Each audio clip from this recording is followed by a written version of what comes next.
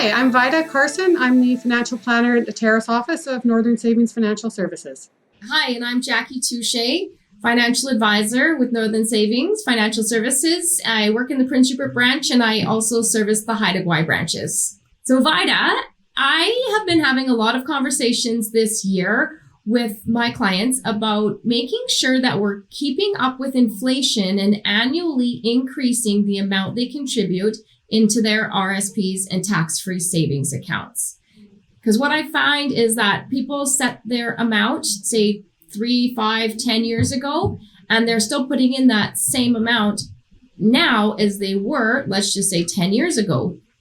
Are you finding that with your clients? Oftentimes that is the case. We tell everybody we want to make things automatic, and we do, and we set it up. But I find that we do forget to go back and change things or revisit our initial intent. And if you were doing a certain percentage of your income 10 years ago, in all likelihood, your income has increased. So we should revisit that on a regular basis and increase it as well.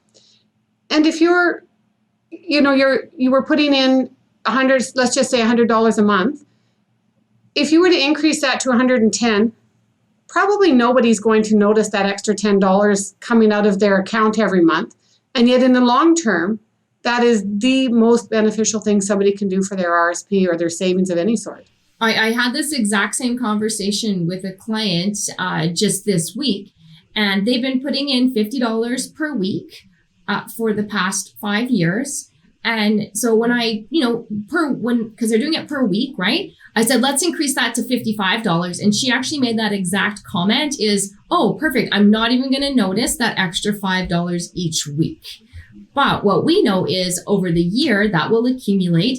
And now she is keeping up with inflation. I know when I first started in the business, and actually before I became a financial planner, I actually went to see a financial planner.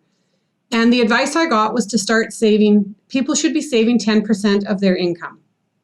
That sounds fine and dandy. So I started saving 10% of my income. That's a lot of money, right? If you're still going from nothing to 10% all of a sudden, you're really going to notice it. And what I find with people when they get overambitious to begin with, they stop making those payments because they can't afford it. And then they feel like a failure and they don't carry on. If you start small and increase it regularly, you're more likely to continue with your plan, and it will make your retirement more successful. Absolutely. And you want to have those payments go directly into your investments, because also when I meet with a new client, they'll say, well, I'll take $50 off my paycheck each week, save it into my savings account, and then annually I will move it over into my investments.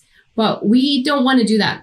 We want to have that actually go directly into your investments, as that's called what we call dollar cost averaging. So as the markets are going up and down, then you will get to take advantage of, the price on each biweekly or monthly or weekly, whatever you're doing. So if we do see a downturn in the market, then you'll get to purchase at those points. We don't want to accumulate all of our funds and then put them in once a year, say on February 1st, because now we're not going to be able to take advantage of any market adjustments throughout the year. Not only that, but we would like to automate everything. Because if we're putting it into our savings account automatically, it's not going to go automatically into our RSP or our tax-free savings account. We actually have to do something. So what if we're away on holiday or we just plain get busy with our family and our life and we forget? Then you're going to miss your contribution and not do it. And you're just going to go on for another year. The more we can automate things, the better off we are. It just saves us from ourselves. Exactly. And it's easier to access if you leave it in your savings account. If you put it over into your investment account, you are much less likely to access it because, you would have to go through me or you to be able to get those funds out, right? We're the gatekeepers. Yeah. I always phrase it to my clients as it's just one extra level of self-control. And we all need that at times. Absolutely. This year, when I checked my RSP contribution receipt, I actually said to my husband, wow, I can't believe this added up so quickly. So even though I do know that what I was putting in every 2 weeks, but yeah, over the year, it does add up. It would probably be unlikely that I would do a lump sum deposit of that much money unless I had put it in every 2 weeks. Well, exactly. It hurts to pay, $2,000, $4,000 once a year, whereas $50 every 2 weeks is minor, and we can all accept that kind of a payment. The $2,000 or $3,000 or $4,000, whatever people want to put in, it's a little more significant. And if it's been accessible, it hasn't been growing either. If it's in your RSP and actually in the investment, it will grow. And there's another piece of advice that I know we both will give to clients is if you're unsure about what you want to contribute to an RSP, so you're not sure what your income will be for the year, is start those contributions into a tax-free savings account. So just to encourage you to save, throughout the year, you put it into a tax-free savings account. And then at the end of the year, the RSP deadline is always 60 days from the beginning of the year. So generally it's March 1st, other than when there's a leap year.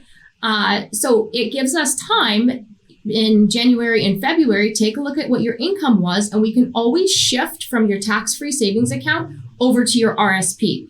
We don't even have to sell your investment. We just move your investment, what we call in kind. So we take the lump sum of the money, and we move it from tax-free to RSP. So I like that idea. Yeah. And I mean, the big thing is, Jackie, that you're saving somewhere. Not everybody is in a position where they actually need that RSP contribution deduction. There might be a case where that the following year or two, your income is going to increase, whether it's from a bonus or you're going to get a new job or you're planning on working part-time. Or maybe you continued your PACs, your automatic contributions, while you were on a leave of some sort, say maternity leave. And your income is down that year. Keep them in your tax-free savings account, and you can transfer them to the RSP at a later date. The other thing to consider is if it goes into your tax-free savings account and you do need to withdraw the money at any point, you will regain that contribution room the following January. If it's in an RSP and you're forced to take it out for whatever circumstances, you've lost that contribution room forever. So I think we want to look big picture at everything and not get focused on the small details. Absolutely. Unfortunately, I've had clients who will contribute to an RSP, pull the money out, contribute to an RSP, pull the money out. And what they don't realize is that, down the road in the future, they will never regain that RSP contribution room again. So if they now have a higher paying job, there's circumstances where maybe they have a capital gain on a property that would make it worthwhile for them to contribute an RSP, they will never get that RSP room back.